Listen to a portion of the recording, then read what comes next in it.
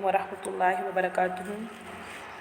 اہلاً و سہلاً اقرا محد الحافظات پشاور شہر ورثت جماعت خاصہ دوم مضمون تفسیر سبق نمبر 21 سورہ یوسف آیت نمبر 77 ترجمے کی طرف دیکھیں۔ بسم اللہ الرحمن الرحیم۔ قالوا ان یسرق، کہنے لگے کہ اگر اس نے چرایا، فقد سرق اخ لہ،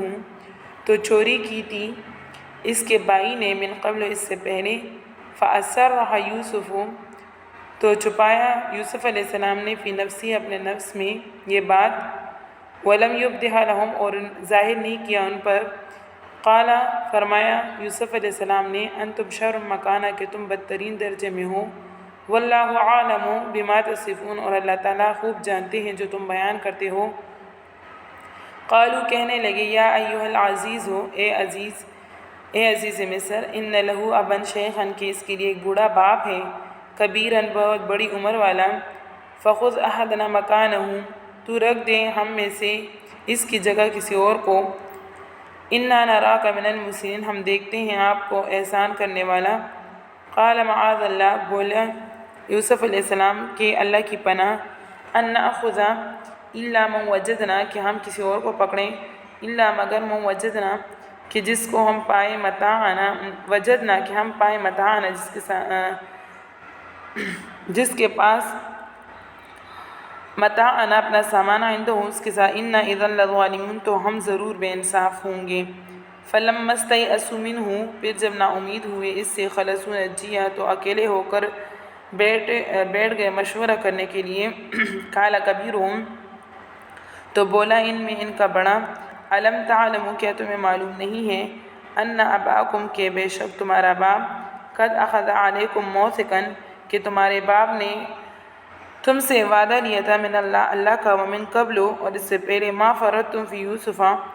جو قصور کر چکے یوسف علیہ السلام کے حق میں، فلن ابرح، تو ہرگز میں نہیں ہٹوں گا، الارض، زمین سے، حتی، یہاں تک کہ یأذن لی، کہ حکم دے دے مجھے ابھی میرا باپ، او یحکم اللہ، یا فیصلہ کرے اللہ تعالیٰ، لی، میری طرف، وہو خیر الحاکمین، اور وہ بہترین فیصلہ کرنے والا ہے۔ ارجعوا الی ابیکم، واپس لوٹو اپنے باپ کے پاس، فقولوا یا ابانا، اور کہو کہ اے ہمارے باپ، ان ابنک سرق، کہ تیرے بیٹے نے چوری کی ہے، وما شہدنا الا، اور ہم نے وہی کیا تھا جو ہمیں خبر تھی، وما کنا للغیب حافظین، اور ہم غیب کی خبر نہیں رکھتے۔ واسأل القریۃ التی، اور پوچھ لے اس بستی سے، التی کنا فیہا، کہ جس میں ہم تھے، والعیر التی، اور اس قافلے سے، اقبلنا، کہ جس میں ہم آئے تھے، فیہا، اس میں، وإنا لصادقون، اور بے شک ہم سچ کہتے ہیں۔ ان آیات کی تفسیر کی طرف دیکھیں۔ ان سے پہلے آیات میں یہ ذکر تھا کہ مصر میں یوسف علیہ السلام کے حقیقی بھائی بنیامین کے سامان میں ایک شاہی برتن چھپا کر، اور پھر اس کے سامان سے تدبیر کے ساتھ برآمد کر کے ان پر چوری کا جرم عائد کر دیا گیا تھا۔ اب ان مذکورہ آیات میں سے پہلی آیت میں یہ ہے کہ جب یوسف علیہ السلام کے بھائیوں کے سامنے بنیامین کے سامان سے مال مسروقہ برآمد ہوا، اور شرم سے ان کی آنکھیں جھک گئی، تو غصہ ہو کر کہنے لگے کہ ان یسرق فقد سرق اخ لہ من قبل، یعنی اگر اس نے چوری کی ہے تو کچھ تعجب کی بات نہیں ہے، اس کا ایک بھائی تھا، اس نے بھی اسی طرح اس سے پہلے چوری کی تھی۔ مطلب یہ تھا کہ یہ ہمارا حقیقی بھائی نہیں ہے، اللاتی بھائی ہے۔ اللاتی جو ہے وہ اس کو کہا جاتا ہے کہ باپ شریک بھائی، یعنی باپ اس کا مطلب ایک ہی ہو لیکن ماں جدا جدا ہو، اور اس کا ایک حقیقی بھائی تھا، اس نے بھی چوری کی تھی۔ یوسف علیہ السلام کے بھائیوں نے اس وقت خود یوسف علیہ السلام پر بھی چوری کا الزام لگا دیا، جس میں ایک واقعے کی طرف اشارہ ہے جو یوسف علیہ السلام کے بچپن میں پیش آیا تھا۔ وہ واقعہ کیا تھا؟ تو اس میں روایات مختلف ہیں۔ ابن کثیر رحمہ اللہ نے محمد اسحاق امام تفسیر سے نقل کیا ہے کہ یوسف علیہ السلام کی ولادت کے تھوڑے ہی عرصے بعد بنیامین پیدا ہوئے، تو یہ ولادت ہی والدہ کی موت کا سبب بن گئی، یعنی اس کی ولادت کے ساتھ اس کی ماں جو ہے وہ مر گئی، اور یوسف علیہ السلام اور بنیامین دونوں بھائی بغیر ماں کے رہ گئے، اور ان کی تربیت ان کی پھوپھی کی گود میں ہوئی۔ اللہ تعالیٰ نے یوسف علیہ السلام کو بچپن ہی سے کچھ ایسی شان عطا کی تھی کہ جو دیکھتا تو ان سے بے حد محبت کرنے لگتا تھا۔ پھوپھی کا بھی یہی حال تھا کہ کسی وقت ان کو اپنے نظروں سے غائب کرنے پر قادر نہیں تھی۔ دوسری طرف والد صاحب حضرت یعقوب علیہ السلام کا بھی کچھ ایسا ہی حال تھا، مگر بہت چھوٹا ہونے کی بنا پر ضرورت اس کی تھی کہ کسی عورت کی نگرانی میں رکھا جائے، اس لیے ان کو پھوپھی کے حوالے کر دیا۔ اب جب کہ وہ چلنے پھرنے کے قابل ہوئے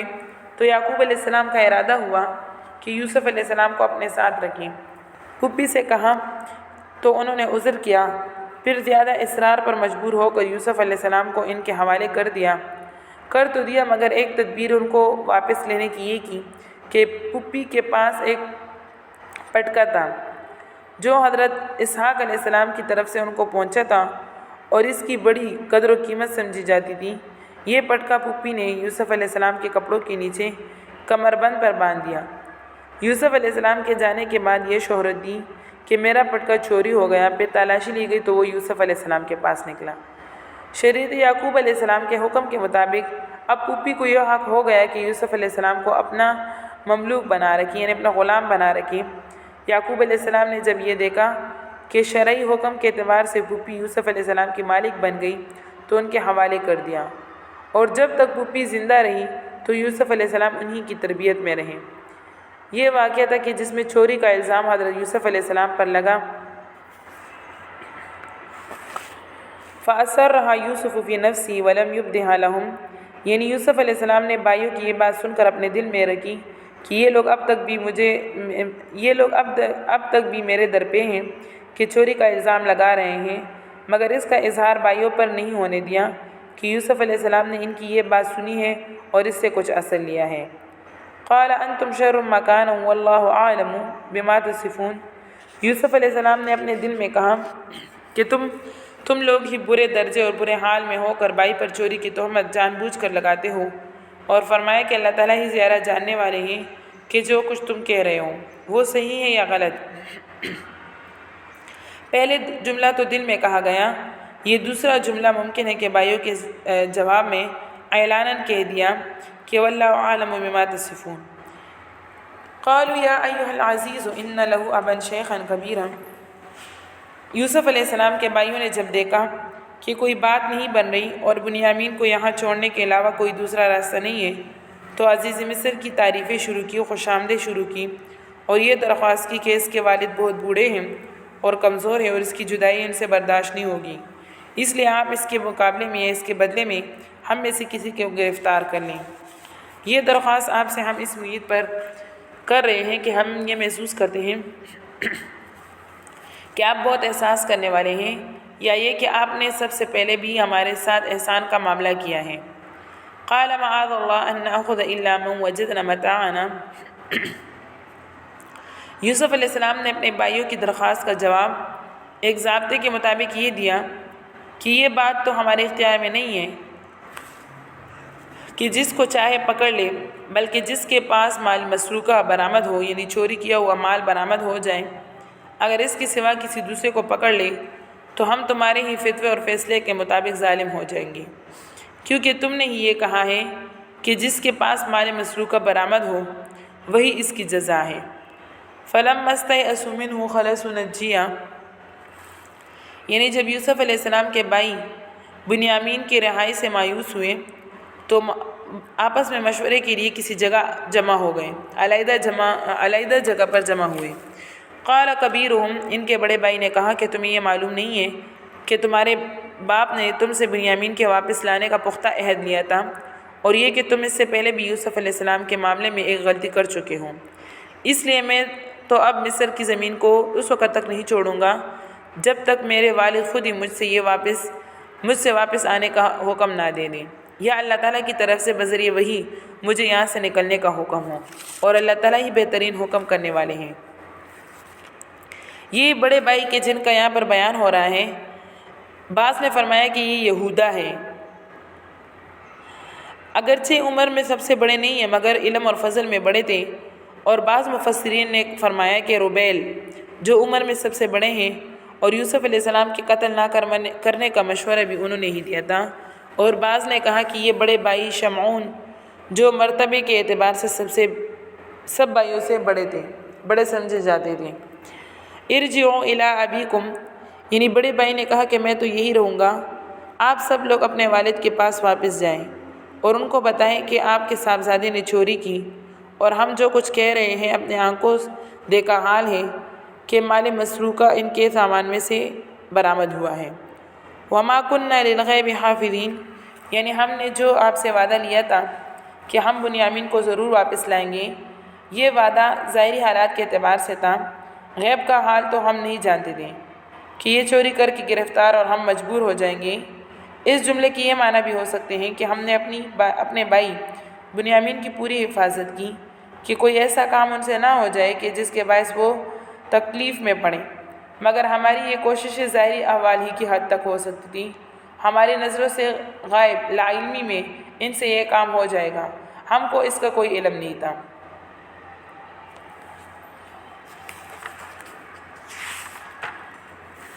آگے ترجمے کی طرف دیکھیں۔ قال بل سولت لکم انفسکم، بولے یعقوب علیہ السلام، بل نہیں بلکہ سولت لکم انفسکم،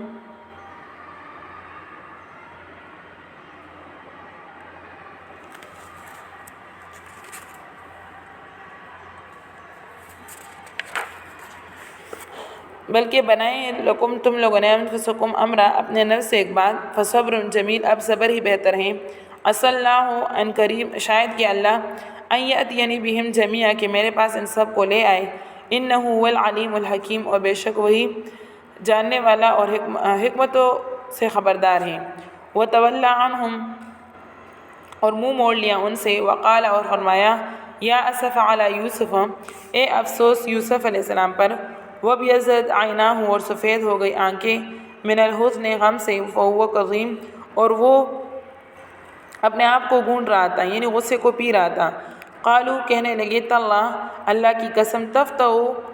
تو نہیں چھوڑے گا، تذکر یوسف علیہ السلام کے تذکرے کو، حتیٰ یہاں تک کہ تکون حرزا کہ تو گل جائے، او تکون من الحالکین یا تو مردہ ہو جائے۔ قال فرمایا، انما اشکو بثی کہ میں تو فریاد کرتا ہوں اپنے اضطراب کا وہ حزنی اور اپنے غم کا اللہ اللہ کے سامنے، وعالم من اللہ ما لا تعلمون اور میں جانتا ہوں اللہ کی طرف سے ما وہ بات لا تعلمون جو تم نہیں جانتے۔ یا بنی اذهبوا اے بیٹو جاؤ، فتحسسوا من یوسف اور تلاش کرو یوسف علیہ السلام کی، واخیہ اس کے بھائی کی، ولا تیأسوا من روح اللہ اور نا امید مت ہو اللہ کے فیض سے، انہ لا یأس بے شک نا امید نہیں ہوتے، من روح اللہ اللہ کے فیض سے، الا القوم الکافرین مگر وہی لوگ جو کافر ہیں۔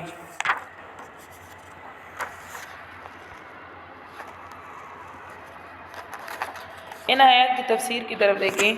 یعقوب علیہ السلام کے چھوٹے بیٹے بنیامین کی مصر میں گرفتاری کے بعد ان کے بھائی وطن واپس آئے اور یعقوب علیہ السلام کو یہ ماجرا سنایا اور یقین دلانا چاہا کہ ہم اس واقعے میں بالکل سچے ہیں، آپ اس کی تصدیق مصر کے لوگوں سے بھی کر سکتے ہیں، اور جو قافلہ ہمارے ساتھ مصر سے کنعان آیا ہے اس سے بھی معلوم کر سکتے ہیں کہ بنیامین کی چوری پکڑی گئی ہے، اس لیے وہ گرفتار ہو گئے۔ یعقوب علیہ السلام کو چونکہ یوسف علیہ السلام کے معاملے میں ان صاحبزادوں کا جھوٹ ثابت ہو چکا تھا، اس لیے اس مرتبے بھی یقین نہیں آیا۔ حقیقت میں انہوں نے اس وقت جھوٹ نہیں بولا تھا، اس لیے اس موقع پر بھی وہی کلمات فرمائے جو یوسف علیہ السلام کی گمشدگی کے وقت فرمائے تھے، بل سولت لکم انفسکم امرا فصبر جمیل، یعنی یہ بات جو تم کہہ رہے ہو صحیح نہیں ہے، تم نے خود اپنے آپ سے بنائی ہے، مگر میں پھر بھی صبر کرتا ہوں، وہی میرے لیے بہتر ہے۔ یہاں یہ بھی ممکن ہے کہ یعقوب علیہ السلام کے ذہن میں بات بنانے سے مراد وہ بات بنانا ہو جو مصر میں بنائی گئی کہ خاص غرض کے ماتحت جعلی چوری دکھلا کر بنیامین کو گرفتار کیا گیا، جس کا انجام آئندہ بہترین صورت میں کھل جانے والا تھا۔ اس آیت کے اگلے جملے سے اس طرف اشارہ بھی ہو سکتا ہے جس میں فرمایا کہ عسى اللہ ان یأتینی بہم جمیعا، یعنی قریب ہے کہ اللہ تعالیٰ سب کو مجھ سے ملا دے گا۔ تو خلاصہ یہی ہے کہ یعقوب علیہ السلام نے اس مرتبہ جو بیٹوں کی بات کو تسلیم نہیں کیا تو اس کا مقصد یہ تھا کہ حقیقت میں نہ کوئی چوری ہوئی ہے اور نہ بنیامین گرفتار ہوئے ہیں، بات کچھ اور ہے۔ یہ اپنی جگہ صحیح تھا، مگر بیٹوں نے اپنے ہوشیاری کے مطابق جو کچھ کہا تھا وہ بھی غلط نہیں تھا، یا اپنی عقل سے جو کچھ کہا تھا وہ بھی غلط نہیں تھا۔ وَتَوَلَّى عَنْهُمْ وَقَالَ يَا أَسَفَ عَلَى يُوسُفَ، یعنی حضرت یعقوب علیہ السلام نے اس دوسرے صدمے کے بعد صاحبزادوں سے اس معاملے میں گفتگو کو چھوڑ کر اپنے رب کے سامنے فریاد شروع کی اور فرمایا کہ مجھے سخت رنج و غم ہے یوسف علیہ السلام پر، اور اس رنج اور غم میں روتے روتے ان کی آنکھیں سفید ہو گئی، یعنی ان کی بینائی جاتی رہی یا بہت کمزور ہو گئی۔ مقاتل امام تفسیر رحمہ اللہ نے فرمایا کہ یہ کیفیت حضرت یعقوب علیہ السلام کی 6 سال رہی کہ ان کی بینائی تقریباً جاتی رہی تھی۔ فہو قظیم، یعنی وہ پھر خاموش ہو گئے، کسی سے اپنا دکھ نہ کہتے تھے۔ قظیم قدم سے بنا ہے، جس کے معنی بند ہو جانا اور بڑھ جانے کے ہیں۔ مراد یہ ہے کہ غم سے ان کا دل بھر گیا اور زبان بند ہو گئی اور کسی سے اپنا رنج اور غم بیان نہ کرتے تھے۔ اسی لیے قدم کے معنی غصے کو پی جانے کے آتے ہیں کہ غصہ دل میں بھرے ہوئے ہونے کے باوجود زبان یا ہاتھ سے کوئی چیز غصے کے تقاضے کے مطابق سرزد نہ ہو۔ حدیث شریف میں ہے وَمَن يَكْظِمِ الْغَيْظَ يَأْجُرُ اللَّهُ، یعنی جو شخص اپنے غصے کو پی جائے اور اس کے تقاضے کے باوجود قدرت کے عمل نہ کرے، اللہ تعالیٰ اس کو بڑا اجر دیں گے۔ یہاں پر ایک سوال ہوتا ہے، سوال یہ ہے کہ یعقوب علیہ السلام کی یوسف علیہ السلام کے ساتھ غیر معمولی محبت اور ان کے گم ہونے پر اتنا اثر کہ اس کی جدائی کی ساری مدت میں جو روایت کی بنا پر 40 سال تھی، یعنی 40 سال یوسف علیہ السلام حضرت یعقوب علیہ السلام سے جدا تھے، یا 80 سال تک بعد روایت میں آتا ہے، اور مسلسل روتے رہنا، یعقوب علیہ السلام کا مسلسل روتے رہنا یہاں تک کہ ان کی بینائی جاتی رہے، یہ بظاہر ان کی پیغمبرانہ شان کے خلاف تھا کہ اولاد سے اتنی محبت کریں، جبکہ قرآن کریم نے اولاد کو فتنہ قرار دیا ہے۔ انما اموالکم و اولادکم فتنہ، اور انبیاء علیہ السلام کی شان میں قرآن کریم نے یہ بتایا ہے انا اخلصناہم بخالصۃ ذکر الدار، یعنی ہم نے انبیاء علیہ السلام کو ایک خاص صفت کے ساتھ مخصوص کیا ہے، اور وہ صفت ہے دار آخرت کی یاد۔ تو پھر حضرت یعقوب علیہ السلام کا اولاد کی محبت میں ایسے مشغول ہونا کس طرح سے ہی ہوا؟ تو اس کا جواب حضرت مجدد الفسانی کے خاص تحقیق ہے، وہ قاضی ثناء اللہ پتی رحمہ اللہ نے نقل کی ہے کہ بلا شبہ دنیا کے سامان کی محبت وہ مذموم ہے، یعنی بری ہے، اور قرآن حدیث کی نصوص بے شمار اس پر شاہد ہیں، مگر دنیا میں جو چیزیں آخرت سے متعلق ہو تو ان کی محبت حقیقت میں آخرت ہی کی محبت میں داخل ہیں۔ اور یوسف علیہ السلام کے کمالات صرف حسن صورت ہی نہیں تھے، بلکہ پیغمبرانہ عفت اور حسن سیرت بھی ہے، اور اس مجموعے کی وجہ سے ان کی محبت کسی دنیاوی سامان کی محبت نہیں تھی، بلکہ حقیقت میں آخرت ہی کی محبت تھی۔ قالوا تاللہ تفتأ تذکر یوسف، یعنی بیٹے والد کی اس شدید غم اور اس پر صبر و جمیل کو دیکھ کر کہنے لگے کہ اللہ تعالیٰ کی قسم آپ تو یوسف علیہ السلام کو ہمیشہ یاد ہی کرتے رہیں گے، یہاں تک کہ آپ بیمار پڑ جائیں اور ہلاک ہونے والوں میں داخل ہو جائیں۔ حضرت یعقوب علیہ السلام نے بیٹوں کی بات سن کر فرمایا انما اشکو بثی وحزنی الی اللہ، یعنی میں تو اپنی فریاد اور رنج و غم کا اظہار تم سے یا کسی دوسرے سے نہیں کرتا، بلکہ اللہ تعالیٰ کی ذات سے کرتا ہوں، اس لیے مجھے میرے حال ہی پر چھوڑ دو۔ اور ساتھ ہی یہ بھی ظاہر فرمایا کہ میرا یہ یاد کرنا خالی نہ جائے گا، میں اپنے اللہ تعالیٰ کی طرف سے وہ چیز جانتا ہوں جس کی تمہیں خبر نہیں ہے، یعنی اللہ تعالیٰ نے مجھ سے وعدہ فرمایا ہے کہ وہ پھر مجھے ان سب سے ملائیں گے۔ یا بنی اذهبوا فتحسسوا من یوسف واخی، یعنی بیٹو جاؤ یوسف اور اس کے بھائی کو تلاش کرو، اور اللہ تعالیٰ کی رحمت سے مایوس نہ ہو، کیونکہ اس کی رحمت سے صرف کافر ہی مایوس ہوتے ہیں۔ یعقوب علیہ السلام نے اتنے عرصے کے بعد بیٹوں کو یہ حکم دیا کہ جاؤ اور یوسف علیہ السلام اور ان کے بھائی کو تلاش کرو اور ان کے ملنے سے مایوس نہ ہو، اس سے پہلے کبھی اس طرح کا حکم نہیں دیا تھا۔ یہ سب چیزیں اللہ تعالیٰ کے تقدیر الہی کے تابع تھی، اس سے پہلے ملنا مقدر میں نہیں تھا، اس لیے ایسا کوئی کام بھی نہیں کیا گیا، اور اب ملاقات کا وقت آ چکا تھا، اس لیے اللہ تعالیٰ نے ان کے مناسب تدبیر دل میں ڈال لی۔